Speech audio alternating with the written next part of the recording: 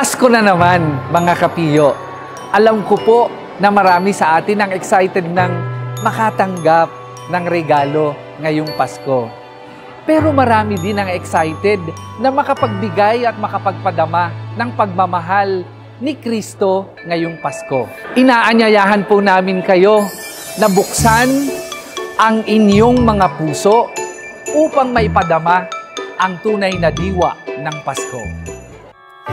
Kampanay narinig, simoy ng hangin kay lamig, talang nagniningning, isang panalangin.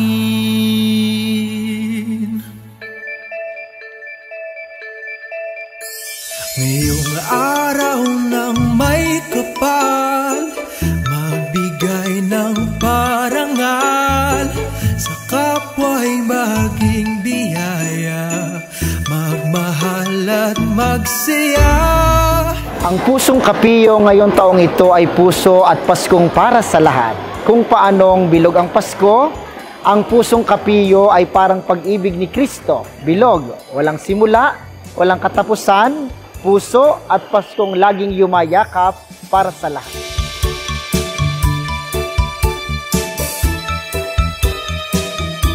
Ako po ay nagpapasalamat sa biyaya ng Diyos na ibinigay sa araw na ito.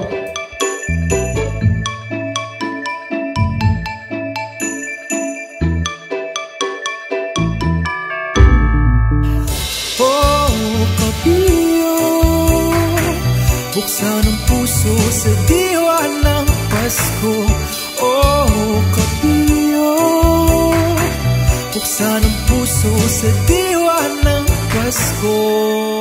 Ngayong Kapaskuhan, patuloy tayong maging instrumento sa paggawa ng kabutihan at kagandahang loob para sa ating kapwa. Sa simpleng pamaraan, lahat tayo ay may kakayanang makatulong at makapagpasaya sa mga taong nasa laylayan. Ito ang tunay na pusong kapiyo, may pagmamahal sa Diyos at sa kapwa. Tunay na regalo'y wala sa aginaldo't pagkain, pagmamahal ay pairalin at Pasko ay nakarating. Si Lola Ina, 80 taong gulang, araw-araw ay naglilingkod siya at namumuno sa umagang pagrorosaryo. Siya rin ay nakatanggap ng Episcopal Blessing at nahirang Archdiocesan Awardee nito lamang taon dahil sa kanyang dedikasyon sa paglilingkod. Siya ay isang halimbawa sa ating lahat na may pusong kapiyo. Hikayan, pagdiriwang, kapwa'y turing na kapatid, tahanang kapiyo. Ngayong Pasko,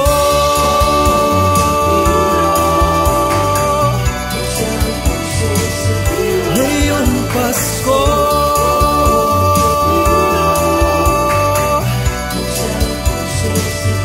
ngayong Pasko.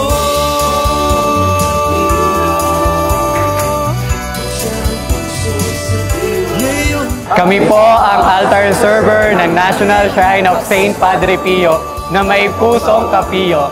Maligayang Pasko, mga kapiyo! Maligayang Pasko, mga kapiyo! Merry Christmas, kapiyo! Maligayang Pasko, mga kapiyo! Merry Christmas, mga kapiyo!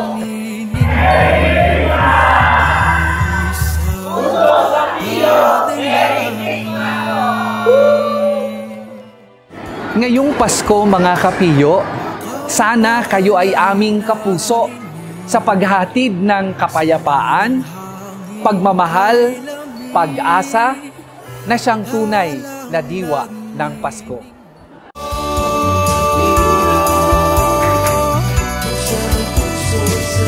Ngayong Pasko,